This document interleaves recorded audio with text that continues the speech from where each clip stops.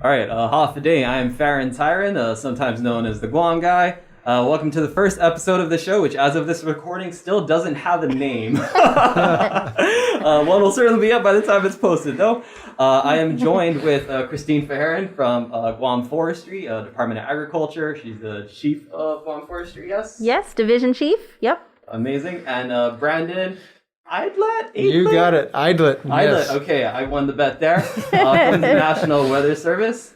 So we're here to talk about wildfire. So a super fun, happy talk for our very first episode and launch of this show.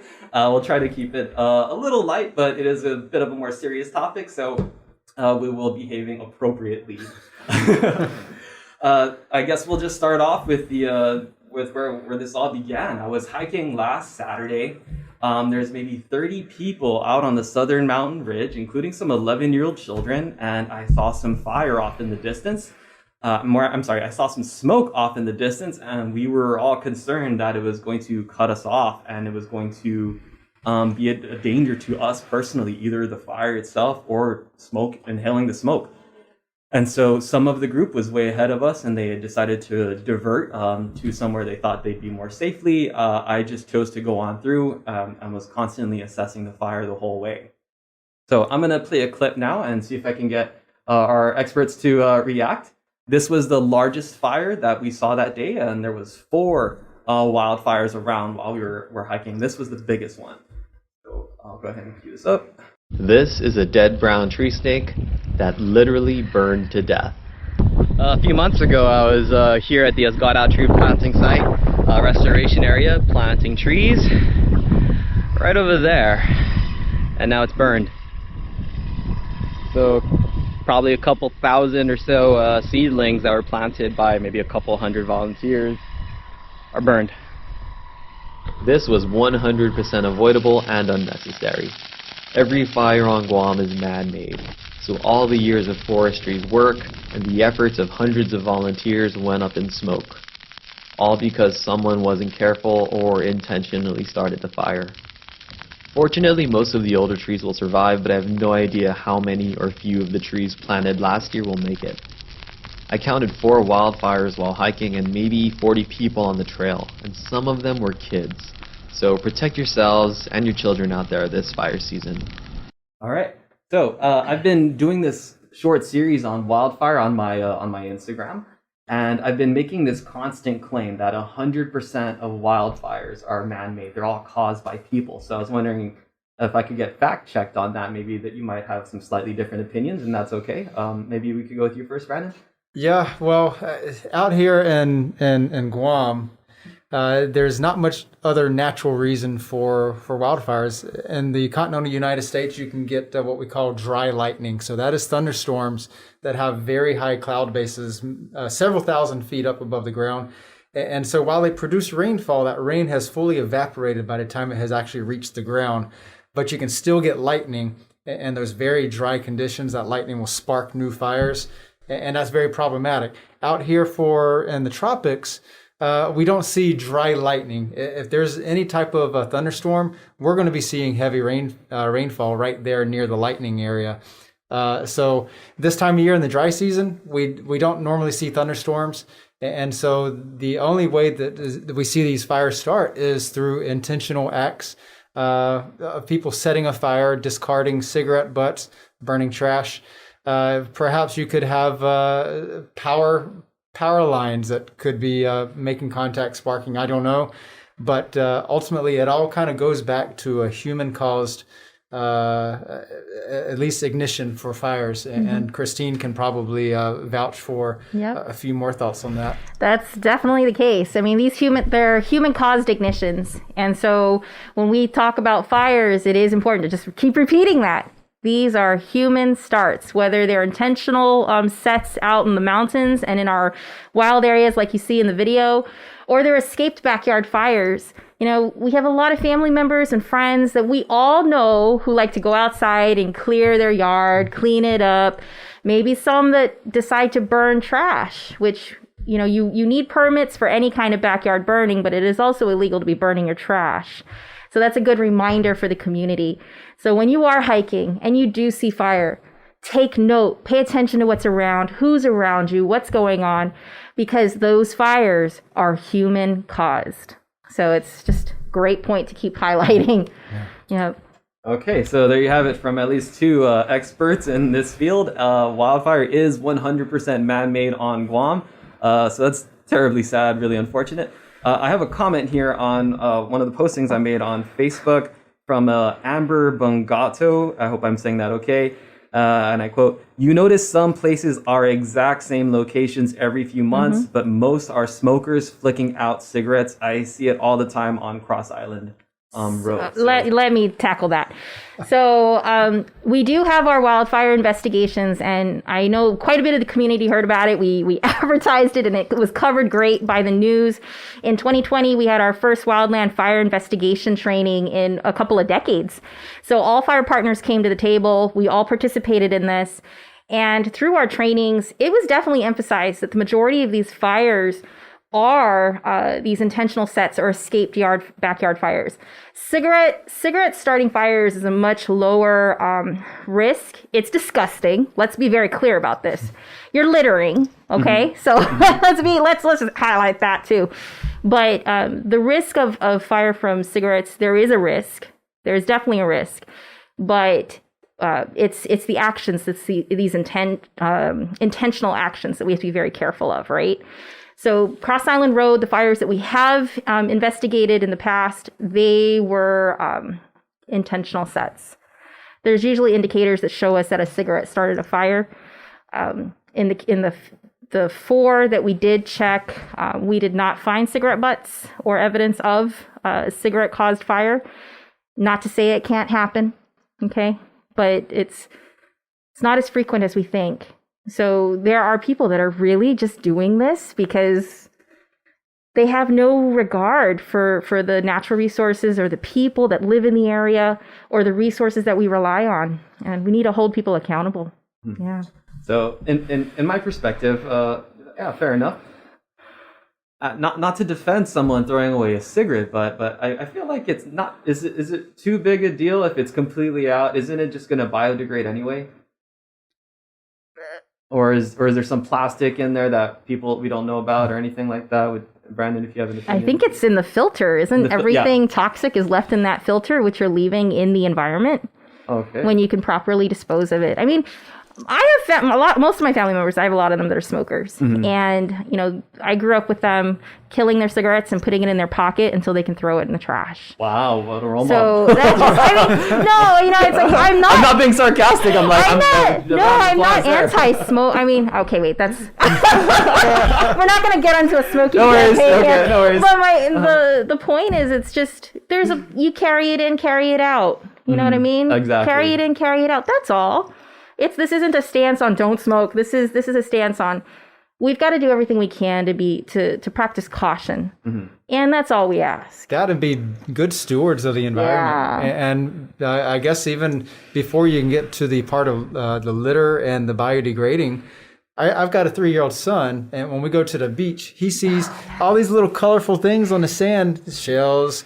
There's a little duk-duk, the hermit crabs, and what's this little orange thing? And he's picking up this cigarette butt, and there's an inclination, especially when he was younger, to want to stick that in his mouth. Oh. Ooh, and it's disgusting. So clean up after yourselves. Yeah. Just do it. All right, I'm sold. You got me. I reserve the tiniest little bit of doubt, but you got me. Smokers don't come at me. I'm there. I'm there. If you're gonna smoke, Yeah. if you're gonna smoke, I'd encourage you not to, but at least don't throw your cigarette butts just wherever you like.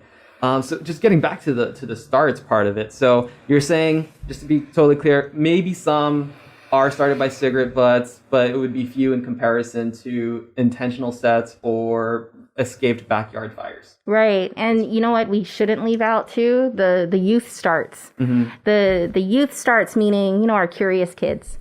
So the way we can combat that is talk to your kids about fire, educate them, like take them to the barbecue and have them help you start the barbecue. It takes away that element of curiosity where they're going to go and hide behind the house or hide in the jungle by the house and play with fire. Like, get them involved in the daily responsible task And that's what it is. It's just they're curious. So let's educate them on that and get them involved. I'll say with the educational, when I was growing up, I had a 1 acre yard. My family and I, we practically lived in a forest. We had almost 70 pine trees, and so they dropped pine straw throughout the year. And every spring we would go out, we would rake the entire yard. I hated it because of so much effort. And then we would dump all of these hundreds of wheelbarrows of pine straw in the ditch and then burn it. And I remember my mother, very religiously, she would go to the local fire department, first get the burn permit, and then she would always walk out there with her Kleenex and just drop it just to see which way the wind is blowing. Because whichever way the wind was coming from, she would start the fire on the other end. That way the wind doesn't just whip the fire along the whole ditch and burn all the pine straw at once, but it was just kind of a slow, controlled creep upwind. And then we also had 2 very long water hoses that could easily reach the entire ditch of all that burn area. And so we did it very methodically and very controlled every year. We never had the fire get away from us because we watched it very closely. That's a great lesson on fire science. That was, your mom taught you how to backburn. It's like, wow. She was on top of it. She did not want to get that fire out of hand. That's awesome. So you just used a word there that kind of raises some questions in mind. And that word was controlled. So I get this question in the comment on my comments, or I just hear it thrown around. Was that a controlled burn? Oh, it was a controlled burn. People have this assumption that of what a controlled burn is, and maybe I'll just test my understanding of this.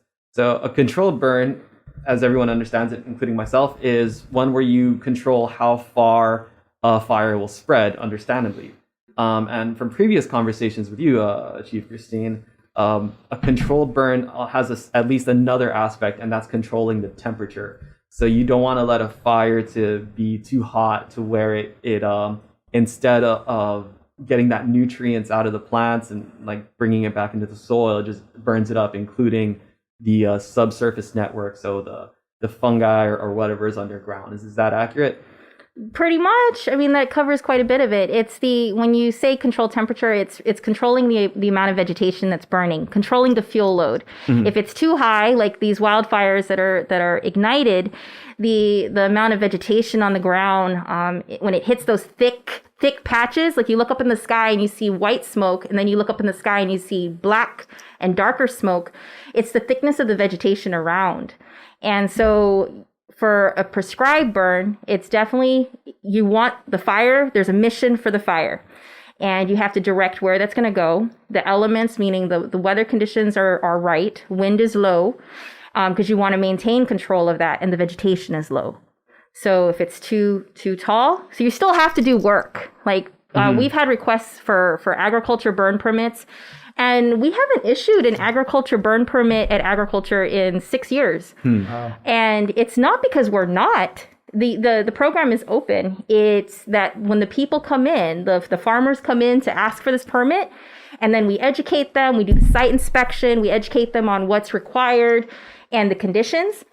They actually, every single one of them stopped and said, you know what? I didn't realize. We're going to come up with another method. We don't want to use fire. And because people want to use fire to just take away the sakati. I have to farm it. I need to clear the land, period. But we talk about fuel load, vegetation, height, and spread. Smoke. Smoke is the big one, especially if your farm is in the middle of the village or around the village. And they start thinking about it. I'm like, I guess I'm going to have to bush cut this, or I'm going to have to borrow a tractor or something. But it's not, we understand that fire for agriculture can be a tool. We understand that. We're not removing that from the menu. What we are requiring is people coming in for the permit. We do the inspection, we check weather, and we do this safely. But the fires you're seeing today, and you have seen for the last 6 years, have been unprescribed burns. Okay, these are not permitted burns, and many of them, if not all of them, have been arson fires or and escaped backyard fires. So it's they haven't been prescribed burns. Let's just make that clear. Well, kind of on that same topic, back at home in eastern North Carolina, you would rotate the crops every couple of years, and and there'd be the years that they had planted wheat. And so after they've harvested the wheat, they actually burn the fields, and you can smell it from miles around. But you can see their smoke plumes, but it's a controlled burn. You're revitalizing the soil because every crop that you have, it takes certain nutrients, but it also replaces new ones. And basically the burning of the leftover the wheat field is kind of regenerating the life cycle out of the crops. And it's just amazing to see that fire can actually be a tool that is very beneficial to agriculture when it's done right. Yeah, when it's done outside of all of the right prescriptions, it causes more damage to your farmland. You're burning off all the mycorrhizae, those little guys that actually give you that amazing buildup of soil and the nutrients that are found there. So yes, there is a right height for the vegetation before you burn it. And yes, there's majority of the cases, it's just too much. It's too much fuel. Sure. Yeah. I think we've just been discussing agriculture and burning on a farm, which is, a managed space that the farmer or the owners care about and they're looking after. But most of the fires that we're encountering is out on the trails. It's somewhere people obviously are not farming. To this question, I had a comment also, and Dave Lotz, the hiking legend, literally wrote the book. Yeah. He says hunters deliberately set the fires. And this seems more in line with at least the fires that I've seen. I'm more experienced dodging while hiking, and not so much the agricultural type. So what do we think about this, about wildfires? Is it really mostly for hunting deer? Can we tell, or? We can't honestly say that. I mean, we can say that, okay, I don't like calling hunters arsonists. I have many hunters. Real hunters do not burn. I have many friends who hunt. None of them burn. Yes. So let's just call them what they are. They're arsonists. Okay. And if the intent is for a take of some kind, well, you're still an arsonist. Like, that's what you are. You're still an arsonist. You've ripped the people off of their natural resources, clean water, fresh air, potential soil. So it's a crime. But if it's going to be for deer, it could also be, we've heard all kinds of reasons. I think our director from agriculture, Chelsea, has mentioned that some of these could also be drug related. Like the take of deer could be for, exchange of other goods. And well, maybe these aren't goods, but for other purposes. And so I think if we just highlight the fact that these are people that they're burning the land, it's arson. And if it's for a hunt, it's not a legal hunt. It's still arson, yeah. It's still arson. When we keep calling it different things, and it justifies it almost. I'm hunting. Does that justify it? No, it's still arson. Yeah. Do you have any want to weigh in there at all, Brennan? No, I think she puts it in a pretty clear perspective. At least from the weather perspective, I don't think I have any insight on at least on that topic. We got really heavy really quick. I thought we would crack over, but it is. It's fire. I didn't really post anything on this fire over the weekend. I knew Farron had a lot of great coverage. I knew Elsa on the hike. She wanted to do something on that too. And I think I just wanted to kind of let the partners and the people experiencing it voice it this time, because you've heard from me for several years. And it's time for people, the users of all of this, to speak up and say something about it and report this. And we can make a difference. And I'm not saying that lightly. It's like, as a community, somebody always knows something. Really. I mean, come on.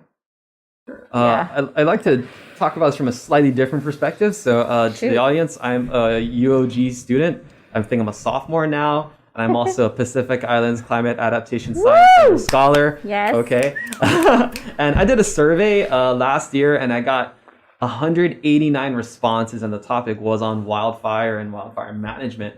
And one of my questions pertained to the use of wildfire as being a cultural thing.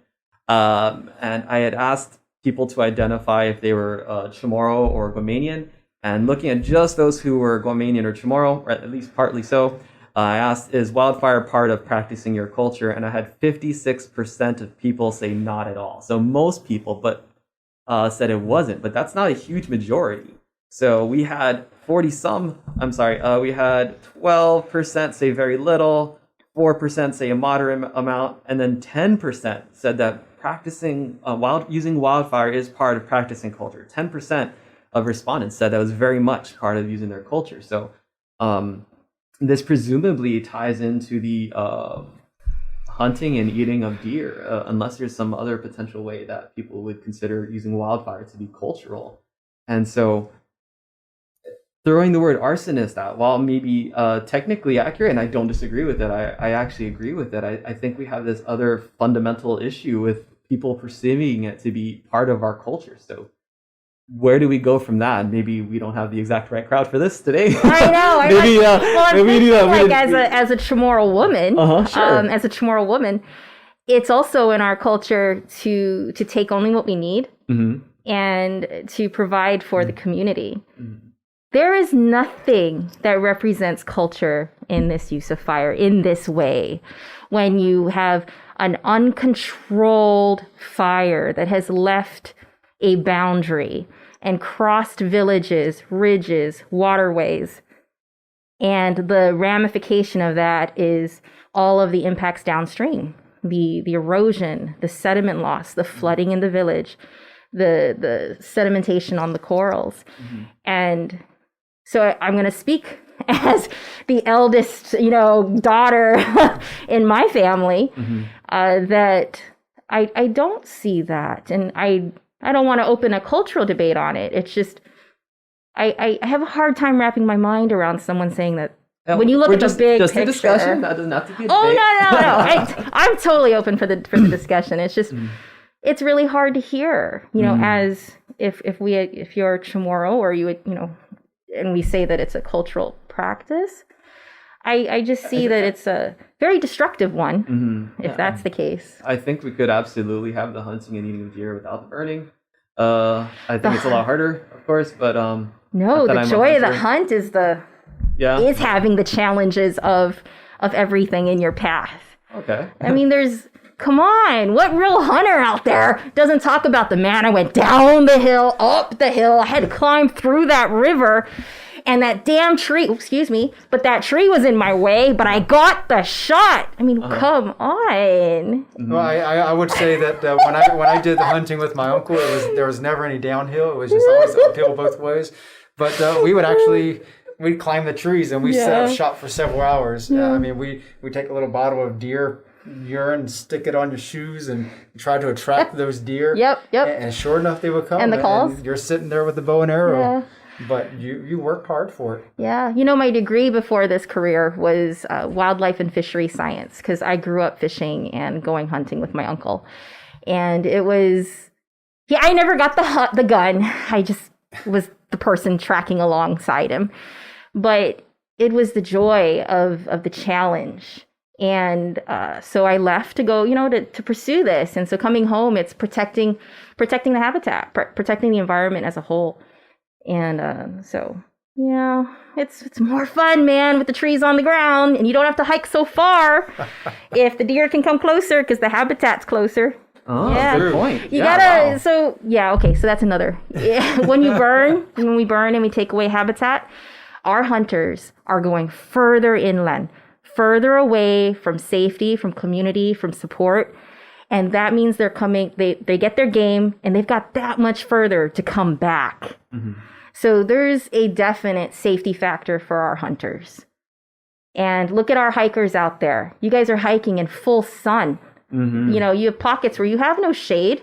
You've got to use the tall grass as your shelter. Got to use each other. Exactly. So it's just, there's more to it. There's a lot more to it, and it's a beautiful picture when we can look out and see forest. Because I'll tell you, if we talk about Escada again, Rudy Estoy, our forest stewardship forester, just shot me the number for number of trees planted at Escada alone. You ready for it? Yes. Escada alone, 24,400 trees to date have been planted on that site. That's the last 3 years or so? Wow. Yeah, so. 3.5 years. Woo! You want me to say it again? Yeah, 24,400 trees. That's acacia and assorted natives across. And the footprint on this site is 100 acres. We didn't even cover the 100 acres yet. We were still working our way through it. But that is not a number to talk about lightly. No. That's a lot of money right there. So if we ever find whoever was responsible for these fires, imagine that bill. So, Whoa. yeah.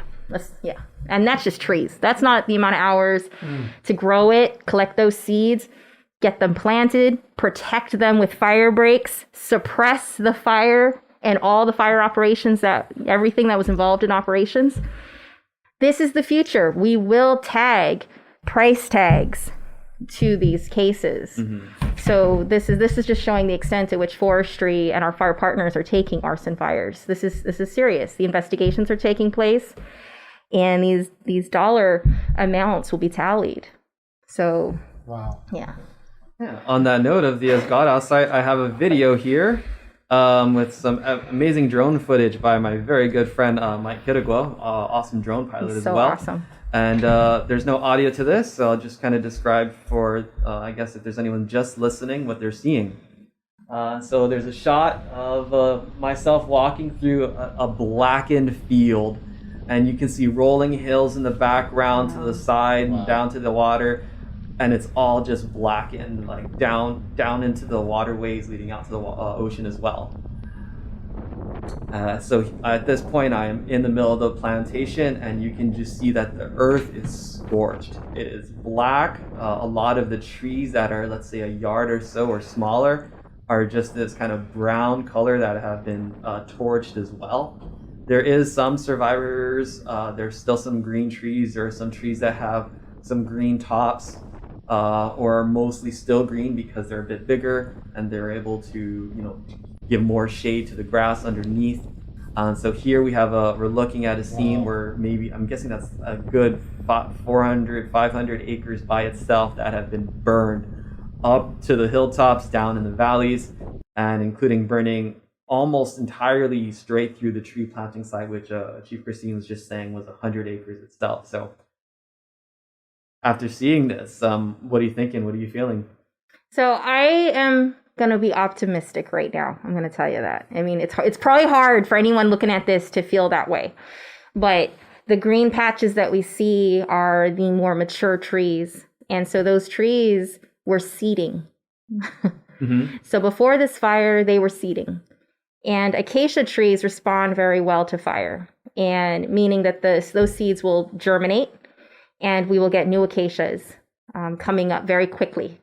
They respond very fast to fire. So this is going to be a green belt eventually, meaning it's going to be thick, it's going to be lush, and we're going to have to get in there and we're going to have to thin it. It creates a whole other forestry problem, management issue for us, but it will protect the interior. So everything that we plant within that stand will have a better chance. So I'm glad you said germinate. Yeah. I couldn't think of the word, but now that you mentioned that, I do recall reading and learning about some like forest fires and stuff with weather that sometimes the fires can be good, that the trees need that for the seedlings. And so would you say this is, in a way, unintended benefit? The acacia was selected for the fact that it will do well in badlands. It will do well with harsh, the harsh environment of the soil not having enough nutrients. It responds well. It'll grow. And with the fact that fire comes through, that was the added benefit here. Not that we want an acacia forest, but it's that it will give us the green buffer, the protection we need to protect the native trees that we plant inside it. So the goal here is native and also some fruiting trees that the community wants to harvest from, right? Potentially a timber crop up here that maybe our artisans, our canoe builders, our anyone that needs to build a hut. Remember, forestry is your division where we can grow that for sustainable harvest locally, buying local, harvesting local, growing local. We can do that on these plantations, but we have to keep fire off of them. And so the acacias were planted to help amend soils, but also to give us that green buffer that barrier. So now fire came through. We're going to get a green barrier here. If you had a choice, would you of course, you'd still not want the fire, yes? We definitely don't want okay, fire. I wasn't heartbreaking. Sure. Okay, I'm just want to be absolutely sure. Okay. We do not want the fire. We fought that fire, and by the time we got a chance to get to the back of the plantation to see what had burned before we got there, the whole crew, I mean, they spent weeks cutting fire breaks to try and protect this, but no amount for this particular fire. It acted a bit more erratically. There was wind that was making flame length as high as 25 feet, wow. 25 feet. And it was when it was in the trees. So we didn't have a fire that was running across the canopy of the trees, nothing like that. It was burning along the grass between the trees, but it was burning parts of the trees, creating those big flame lengths. And then the wind and the slope and terrain created chutes, where if you think of a chimney, that's what's happening. The fire raced up those crevices in the hill that act like a chimney, and it was very dangerous for our firefighters. And there were only 7 of us out there that day. Man, that's so intense. You were out there with us, Farron. We picked up Farron on the side of the road, and we're like, "Get in, let's go." So, Brandon, was there anything? This is a huge fire, even among all the ones I've seen over the years. Was there anything particular this day that was conducive to this fire, or? Well, I remember Christine had texted me that day about the fire just burning through the region, and so it was pretty windy that day. Mm-hmm. We had a standard dry season type of weather pattern across the area, and just really promoted those stronger winds, kind of what we've seen the past couple of days, except the past couple of days it's also brought those very much needed rain showers. But I'm just looking at the picture, and it's been a few years since I've hiked out there, and this beautiful hiking along the southern mountains. Mm-hmm. But you can see where the fire kind of creeps down the ridges, and perhaps had. Would you say there were some spotting fires? Oh, definitely. So it spread the way it did because of those spot fires. The wind carrying embers across the plantation. Yeah, and looking at previous fires, it's like you get to the ridge top, and the fires really stop their forward spread, their downhill spread, unless there's some type of spotting going on, and that's you're getting ash up into the air. The wind is blowing it while it's still burning, and then it's depositing that into non-burned swordgrass, and then you're getting new fires, and that is a really big concern, especially when there's neighborhoods and houses nearby. So that's what we're really concerned when we issue the red flag warnings for those hazardous fire conditions.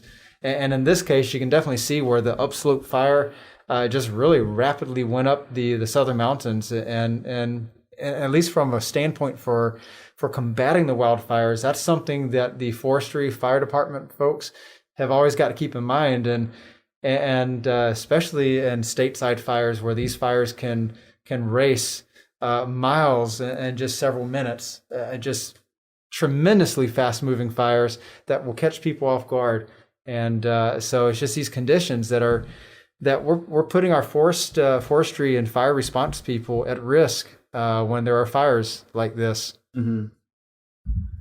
Yeah, so that's another aspect that's rarely considered, is the potential for danger to people and to property, and that's a great segue for. I'll just queue up another video here, and I don't know if you've seen this yet, but let's imagine looking out your window and seeing a wildfire coming directly to your house.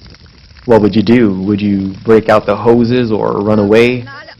Now try to imagine this isn't even the first time your home and your family have been threatened by wildfire. Earlier this day I was hiking the southern mountain ridge at the same time as this group, and from a distance we could all see the smoke going across our planned exit. So this group, which included 11-year-old children, took a long detour to avoid the smoke and fire. Though they all ran out of water, everyone made it to safety. This one fire burned hundreds of acres, including a 100-acre volunteer tree planting site, and then it followed them home. Now, the fire actually stopped at the edge of their yard because this happened before and they learned to keep the grass low so the fire can die out. But no matter what, no one should feel threatened in their home or with their family out on the trails. So to the viewers or just the people who are just listening, what we just played was a video that shows a fire that came to within mere feet of someone's house. And this isn't even the first time that happened. I have some pretty dramatic phone footage from the family that lives there. You can see a view from inside the house, looking out the window with some kids sitting in front of the window.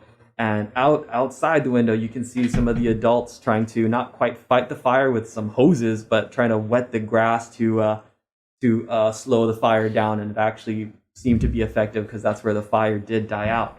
But it's not just the environment. We can talk about the environment, but there's absolutely a human aspect to this where it can affect people's property and people's health and lives. So going back to my survey, I have some results here that I will share in just a second. So one of my survey questions, I had asked if respondents if they had had any property damage from wildfire or know anyone personally that had property damage from wildfire. And most people didn't, which is a good thing. You know, we don't want people to have property damage with fire. 67% of respondents, again, out of 189 people, said that they did not have any experience with property damage from wildfire. But that means the opposite is true. So if we had 67 that did have experience with property damage, then we have 33% of people that have experience with property damage from wildfire. And 4% of them said, yes, they've had extensive damage from wildfire. And some of them left some comments.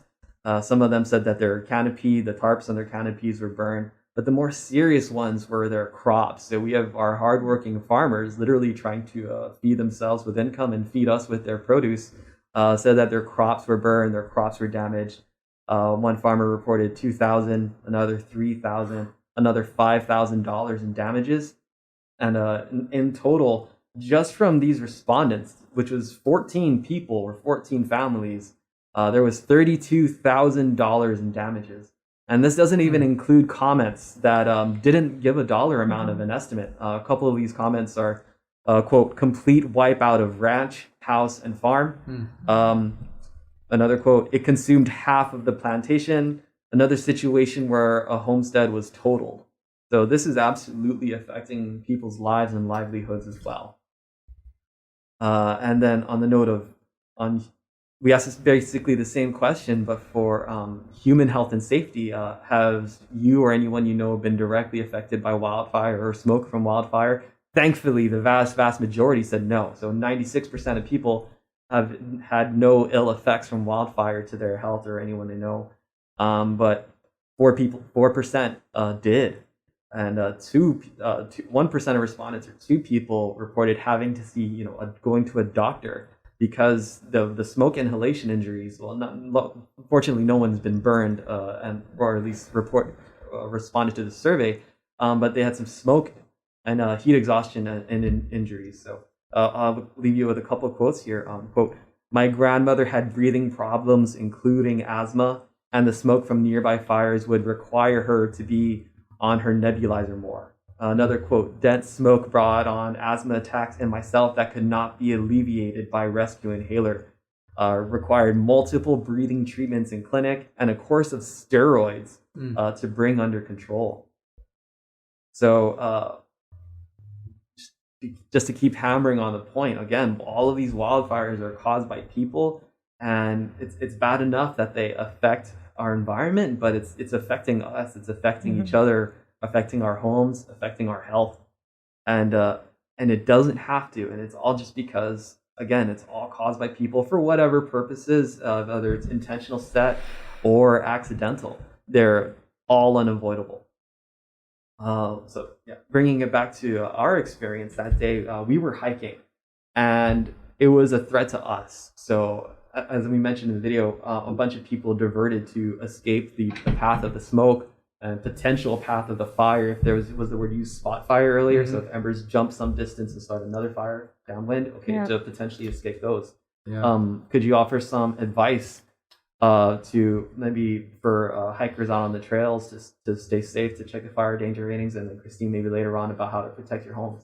Yeah, well, it's the way we offer kind of warning for flash flooding for people hiking to see the creeks and waterfalls.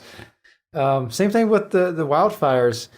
take note of what the wind direction is, how strong the winds are, if they're gusty, if they're really strong. If you're looking at the swordgrass on the hillsides and it looks like just waves of water, then that's windy. You're going to feel that, especially when you expose yourself in the higher terrain to that wind. If there is a wildfire out there, take note where the smoke plume is going, because that's where any of the ash, the potential spot fires, is going to fall somewhere in that line. But if you're closer to a wildfire, take note also the different the terrain effects, the shape of the terrain, because fire tends to race uphill. Christine said it with the chimney effect. The fires try to go uphill, and especially when the hills are facing to the east. You have that trade wind flow that's pushing uphill. You got the uphill slope. So you got two things fighting to make that fire push faster. So keep an eye open for that, and always be aware of your surroundings, and always be aware of where you could maybe seek refuge, whether it's in a creek valley. You're going to see in the deeper valleys, some of the heavier foliage, the trees. Those trees are a source of refuge. Now, you might get smoked out of there, but those trees, even in the driest of dry season, there's plenty of moisture to keep those trees from burning. Now, it might not keep the leaves from getting singed and turned brown, but the trees will not go up in flames, not the larger trees. So those creek valleys are sources of refuge, except for maybe some breathing issues. So always know where you can escape. But just when you head out, be aware of your surroundings. Take note of if there's any fires, and don't even put yourself in that risk if you can handle it. Turn around. But yeah, I hike all the time, and sometimes you go out there for a 5 to 8 hour hike, and a fire can start while you're out there. So always be aware of your surroundings, and kind of know of a different route to escape, whether it's downhill, find a valley, or something similar to that. Mm-hmm. And I would just kind of transition to Christine. She can add on a little bit real quick. That was great, though, because Farron, yeah, you called me and we were talking about this, and I was just also stressing, don't try to outrun a fire. Okay, you won't. Don't try to. And I'm just going to say you won't, because I don't want people to try it. And if you're hiking through and the land is already burned, stay on that. Stay on the burn as you hike your way out, because it's already been burned. And that'll be, for all firefighters, 1 foot in the burn is where we're going to be safe. So just keep that in mind. You had asked about around the homes. This video. Before we go there, just to round that off, just to make sure. So obviously, if we're gonna stay in a fresh burn scar, there could still be some embers in there, or smoldering boulders. Smoldering logs. Embers. Embers, yeah. And so we'll still want to approach that with some caution as too. Yes, but we're just sure that it's not going to catch fire again. Right. Okay. That's the part. And there was what's this fire danger rating? Is there want to touch on this? Yeah, I guess let's go ahead and let's get dirty with it. So viewers will be able to see the fire danger rating signs on our fire stations. So Tamuning's got a great one. Barragata has another one that you can see on the station, and several of the others should have their signs in the village. So Brandon, go for it. Yeah, so we have this fire danger rating system. We used to categorize it in 4 categories: low, moderate, high, and extreme. We recently did some improvements to it to really factor in the full scope of fire danger. And of course, one of the biggest concerns for wildfires is the stronger winds that really help spread the fires and make the firefighting very difficult, and where forestry GFD resources are usually futile, where you may have to start reaching out to DoD for helicopter support. And sometimes that is the case. But those are the conditions that we're looking for that are very dangerous, and we try to put out a watch or warning for such conditions. But as I said, we have 5 fire danger categories: a low, moderate, high, very high, and extreme. And basically, we're tying together a drought index, which factors daily rainfall, max temperature, and then we're also incorporating the wind forecast because we could have a very dry situation and no wind. And while fires will be very quick to start, they're not going to move very fast. They will move uphill. They'll be slow to move downhill, but there's not going to be any wind-related spread. However, if you take those same conditions, very dry, very hot, and then mix in 20, 25 mile per hour winds, then you've got a really serious situation that's developing. In that case, we're going to issue the red flag warning, meaning there is a very favorable conditions for fast spreading and difficult to maintain wildfires. We're not forecasting that fires will develop. And as we have established earlier, that fires are man-caused. We are not forecasting the action of humans, but we are forecasting those conditions that should a fire start, it's going to be very hard to control. And the normal firefighting resources, you saw one of the pickup trucks that forestry uses with a tank of water, is going to be sorely inadequate, that you're going to be calling upon other entities, whether it's a GFD, DOD fire services, and then of course helicopter support. Unfortunately, helicopter support doesn't come out. Guam doesn't have helicopter support. We rely on the mutual aid agreements with Department of Defense, and they don't come out unless their assets are under threat. So you might see the helo support on Nimitz Hill because of the pipeline, and Cross Island Road perhaps because of the magazine. But all these other locations like Escada, it would be great if we had, access to that mutual aid agreement when half the island's under fire. But unfortunately, we don't have that. It comes down to forestry's fire trucks are the only trucks that can access these points. And Brandon hit it. We had to leave the site when we were making progress on that fire. We were like, we almost got it, ran out of water. We had to leave, refill, come back and catch it at the new location where it spread. And, we have brush beaters and bladder bags, but conditions like we had that day, we were in the extreme category, I'm guessing, from just on the field. I'm going to interrupt you there because I don't think most people have no idea what you're talking about. Viewers, listeners, a brush beater is basically a broomstick with like a truck tire flap, like mud flap. And they just smash down some grass, and that's how it puts out the fire. So 25,000 swats later. It's a glorified like Workout. Mud flap on a truck on a broomstick, and they just tap the fire down and they'll just put it out, and it actually works. I've seen it. It's very effective. Yep. And then what was the other one? You said bags? So the bladder bag. Bladder bags. Now I want to explain it. Go for it. Go. Yellow canvas bag with basically like a brass squirt gun. Okay. It's a 5-gallon backpack. So we carry 5 gallons. And yes, everything else is about accurate. So it's super low tech. We do not have these incredible resources that they do in the States or other places in the world. Like DOD will come out for DOD land that's threatened, yes, but I guess not outside. So it's almost it's heroic to me that you're fighting a fire with such low tech equipment, and that they work if the conditions aren't too bad. Yeah, the bladder bag and brush beater approach is very effective, even in the very category. Mm-hmm. You get our crews out there and they work together. One person has a brush beater, the other one has the bag, and they work side by side in a line or one behind the other, and they walk the line of that fire and they put it out, and it's quick because it's them moving at their speed. Wow. And then the fire truck is hitting the most active part of that fire, and we can shut it down fairly quick.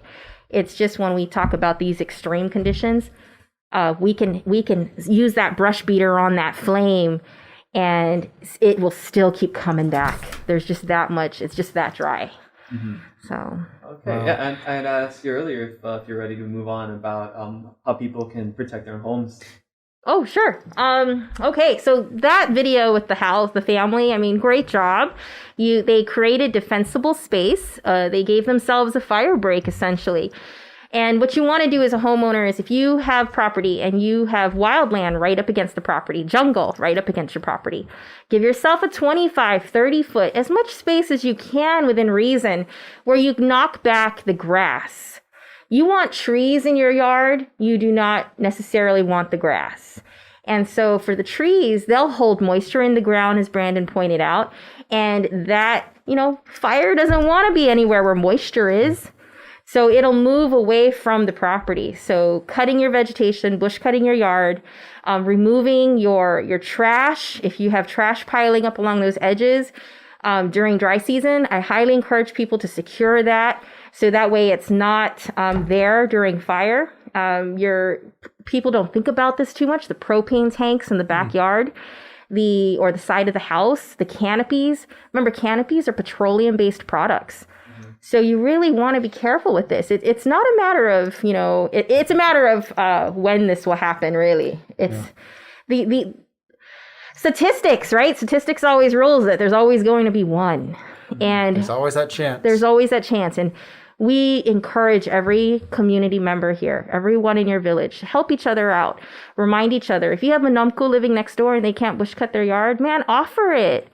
Offer the help during dry season to keep them safe and keep your family safe. So cutting some space, 25, 30 feet, give yourself the distance. Whatever the height of your grass is, you need to double that. That's the space. You want to push it back because that's the flame length you could get depending on the winds. Fully like trees too? I encourage keeping trees. Prune your trees, though. Double the height of your trees too, or? Well, the tree height will play a factor if we start talking drought on Guam, and your trees are browning or you have dead trees. Watch out. Remove those dead trees. Remove the dead trees. Prune your trees. If you have low-hanging branches right up against the jungle, like the grass line, then prune those branches and lift them up so the grasses aren't ready to ignite the rest of your tree, right? Burn the tips of those leaves. But our trees in general, when we see fire burning and it's burning towards continuous grassland or burning into, let's say, pagu, and we have to make a choice because there's only so many of us, we will go for the moving fire in the grass to put that out first and come back for the tree. Because we know it'll slow down, if not self-extinguish at the tree line. So. Yeah, and that shows up with the fire evidence in Palau. They've been doing some wildfire studies, and you see how the fire slowly kind of encroach in the jungle area, that it burns through the swordgrass or their version of swordgrass, but every fire eventually takes a little bit out of that tree line, and it kind of beats into the jungle a little bit at a time. It's not much. But every fire does take its toll, but it always does slow at that tree line. And of course, Christina mentioned pruning the trees. And so the other thing is, well, what do you do with the tree clippings, those branches that you prune? Do you just throw them to the side of the yard?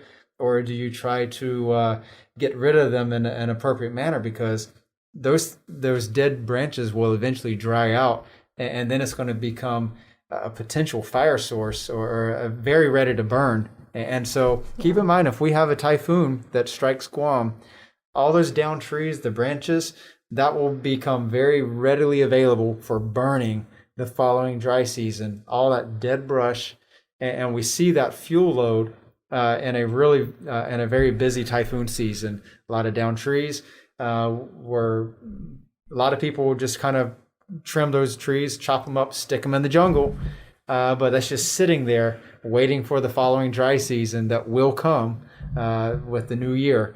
And so make sure you're prepared and kind of being adequate about how you're dealing with the prunings. Oh yeah, I would not even have thought to think about the effects of typhoons and adding to field loads. That's a very interesting perspective. Thank you both for coming on. I don't think we can end the show without talking about the environmental effects directly. I think we've kind of been skirting around it, which is great. Putting that focus more on how it affects people, and I think that is just as important, if not more important. But yeah, let's go ahead and take it to the environment, and I'll queue up another video here where I try to explain some of these effects. We started the hike at sunrise by climbing to the crosses on Hubatsong Monglo and quickly saw some of the hillside was burned. People often think that when you burn the grass, it puts the nutrients back into the soil, but I think it's more accurate to say it puts the nutrients on top of the soil. And then when it rains, and it rains every day somewhere on Guam, it just washes down the rivers and then into the ocean. Here is a perfect example of soil quality so poor that nothing is growing in it.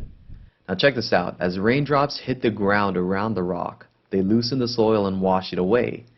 Now there's a foot of soil under this rock, so I wonder if a foot of soil is missing from this whole area, and I can't even guess how many tons of soil is missing here. Burnings like this are a huge cause of such erosion and are easily the most preventable since all wildfires are caused by people. Environment aside, it just makes me sad to see our gorgeous island and iconic places like this burn and to know that we're the ones doing it. In there, I say that it's a misconception that when you burn, it puts the nutrients back into the soil, puts it on top. And I think I said that in context where we're on an unmanaged area. This is not someone's farm that they're taking care of. So while we're on the slopes and unmanaged, again, hiking trails and so on, would you agree with that? Is that, please feel free to disagree. Is the nutrients going back in, or is it flowing away, or is it 50-50 or some other percent breakdown? Maybe we'll give like a small fraction where it's going back in somewhere, but no, for the most part, it's probably going to wash down. Because remember, grasses don't do a whole lot to retain soil anyway. Mm-hmm. There's, people look at the mountains and they see grass and like, oh, what's the problem? There's cover. There's cover there. Mm-hmm. But what they don't see, and you know this from both of you from hiking the ridge, that you may be hiking through grass, but you're falling into the ditches that have eroded the holes because it's eroded away over time. So I'd still say that once that burns, you're losing that. And just logically, as a point of contrast, when you're raising a farm, you're gonna get rid of your previous crop and you're gonna have another crop come in, and you want those nutrients. But we're not replacing any crops in the like on the trails, right? We just want the nutrients to stay in the plants. Yeah. Yes. And remember, farmers plant other things that benefit the soil after, like these crop rotations. You'll plant legumes at some point because that will definitely put nitrogen back into the soil and recharge that. So farmers, there's a science, and our farmers are awesome, right? So there's a science to it. They're practicing that. These fires in the wildlands, we're not gaining that benefit. We're losing it. Mm-hmm. And it's sad. Okay, and we can't not mention the ridge to reef effect. So you'll see pictures of it occasionally where we have sediment plumes when it rains heavily after a fire, and all that loose soil and ash and whatever else just comes washing down into the rivers and then out to the ocean. I've personally been out there while this has happened. I seem to find myself in strange places, in the middle of fire, in an oil spill. It's awesome, though, Baron. You've really given, the Guam guy link, or your page has really given people the insight, the view to what they're never going to see this. There are going to be a lot of people out there like, wow, I would love to hike that one day. They never do it, but they got to appreciate the effort because you've given them access to that. Thank you. So... yeah, I usually teach when I have outreach events, I'll say fire in the ridge, smoke in the village, debris in the river, and sediment in the bays. I mean, it ties it together. It's up from top ridge, ridge to reef, and we can't forget those amazing rivers and our people, our villages, all in the middle of all of this. Yeah. I've personally been snorkeling, freediving outside Sedza Bay, or Stella Bay, if you pronounce it incorrectly. Sedza Bay is closer. From 1 month to another, and I remember back. This was before GoPros existed.